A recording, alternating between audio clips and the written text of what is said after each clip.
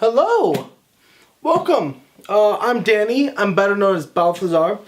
Welcome to my channel. I'm a devotional YouTuber, but I'm not limited to devotional videos. I also do all sorts of other kind of videos, like green screen charades. I want to do some gaming videos here in the future, like Let's Plays or just common nonsense on different multiplayer games me and my friends play. And I just want to build a community in the YouTube world. A clean community, a Christian community, where we can really get to know each other and have a good time.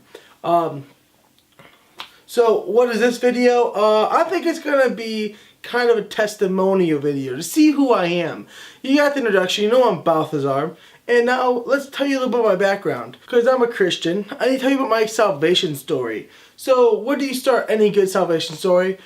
Your meta-narrative, right? My beginnings, my background, well, I grew up in a Christian home with a Christian mom and a Christian dad, with 3 sisters, a cat, another cat, some more cats after that, a lot more cats after that, a cat that kept spawning cats, a dog, a lizard, fishes, piranhas at one point in time. Those guys were fun. A lizard.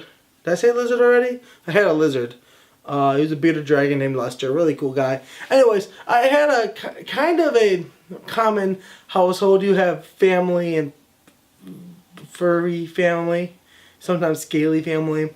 But yeah, so I had a Christian family. I grew up in a church. Oh, my family went to church anytime the doors were open, and I was drugged there, right? They dragged me in, they're like, ha ha ha, we got you here at this church. And I didn't really understand the value of the church, but my salvation wasn't necessarily in a Sunday school class. It was actually in this play. This play was called Heaven Gates and Hell Flames, and I probably could put some stuff up on there so you can see it. But Heaven Gates and Hell Flames was this play that was put on by churches in order to show you the importance of understanding why you need Jesus. Like, if you don't have Jesus, you're going to hell.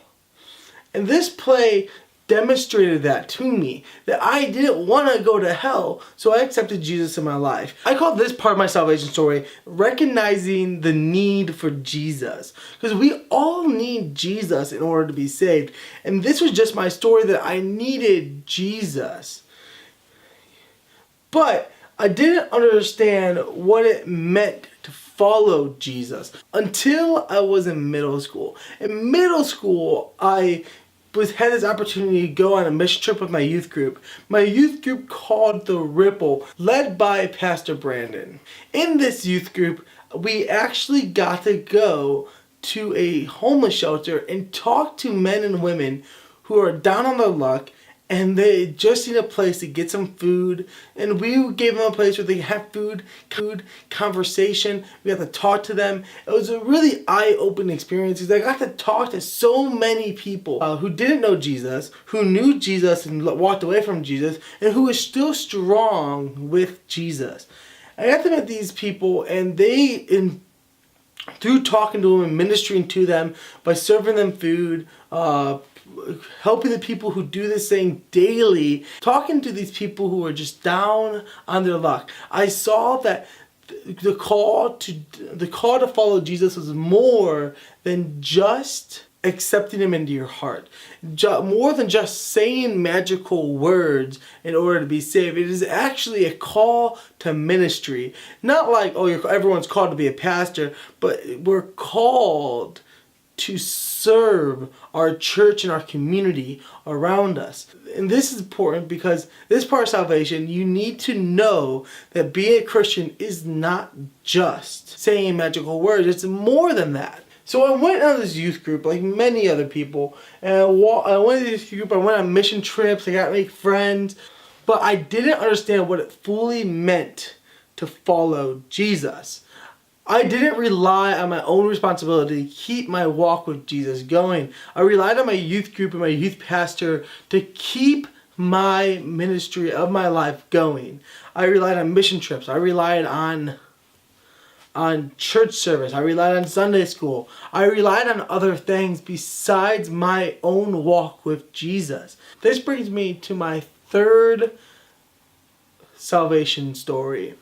My third salvation story, I knew that I needed Jesus in my heart. I knew we were called to ministry, and I thought I was doing all I need, but I didn't understand that I need to make a commitment to myself and a commitment to God, that I need to have more than just this surface level Christianity. I needed a deeper relationship with Jesus. So I got this opportunity to work at this camp that I worked at for my whole entire life. And at this camp, I realized that my faith was a roller coaster. Because in high school, in middle school, I had these opportunities in the summer times where I just followed Jesus with all my heart. Yes, go Jesus. But by winter time, Jesus was so clouded to my eyes that I was just doing things for my own selfish intention. I wasn't living for Jesus by winter time. And maybe you're like this in your life, and I hope my videos are able to challenge you to serve your community and serve the people around you and serve your God. Because God has done great services for us. He gave us life. He gave us second life. He's done so much for us. He is worthy of praise. And the fact is, the thing that people don't like to think about, He's worthy of praise even if we're all still condemned to hell.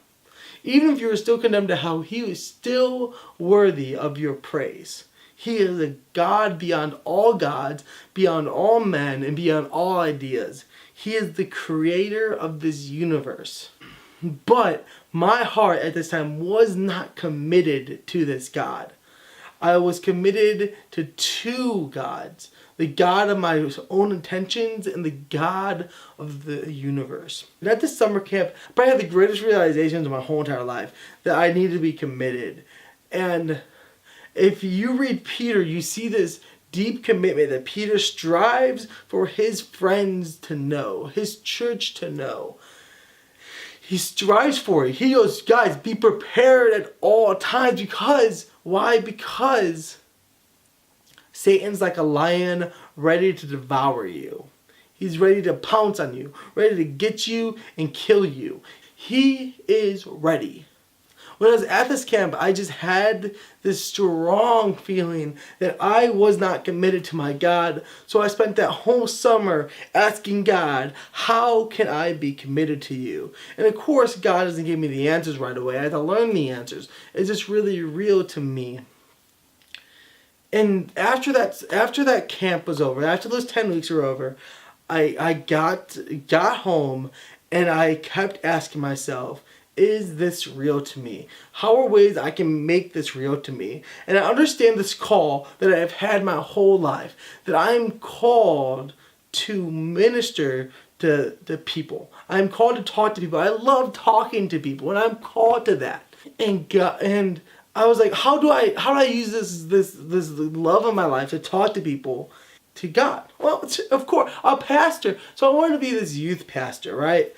I found this church. I was hiring a youth pastor. I went up to my youth pastor, who I respected, and I went up to him. I was like, "Hey, Brandon," mentioned before, my youth pastor. I'm like, if I apply for this church, would you vouch for me? Would you give me them a thumbs up that I'm good? And he looks at me. He goes, "No."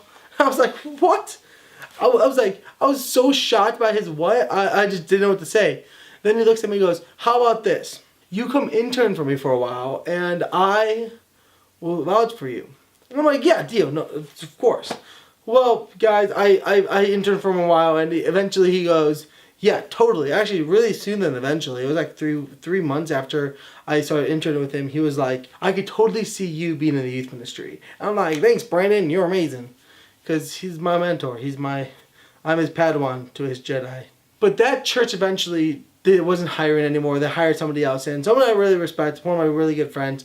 They hired him, no hard feelings. They're like, whatever. But where do I go from here? Do I apply for another church? Do I keep going somewhere else or go in a different place? And the school kept coming up, Boys College. And this is where I'm at now. I'm at a college to learn and understand the Bible. And guys, let me tell you, the Bible is so complex that I can't even scratch the surface of it. But I'm learning the Bible when I'm here, this complex book, in order to teach you guys about Jesus. That's what I want to do. I just want to talk about Jesus, hear what you have your thoughts about Jesus, and have communication on this channel. So if you have any questions, go ahead and put it in the comment section. If you have questions about any of my videos, comment on them. Let me know what you're thinking. Be sure to give me a like if you like it. And if you don't like it, leave a don't like. And then tell me why you don't like it. Just don't like it and leave it. That's just rude. Tell me why you didn't like it. Is it something that I said? The video production? I don't know. Context? Let me know what you think so I can better communicate with you guys. Also, be sure to like this video and subscribe to my channel because I love people who subscribe to my channel. I love you if you don't subscribe too. But, you know, subscribe. And yeah, this has just been kind of getting to know me, getting to know Balthazzar. I hope you have a good rest of your day. Good night.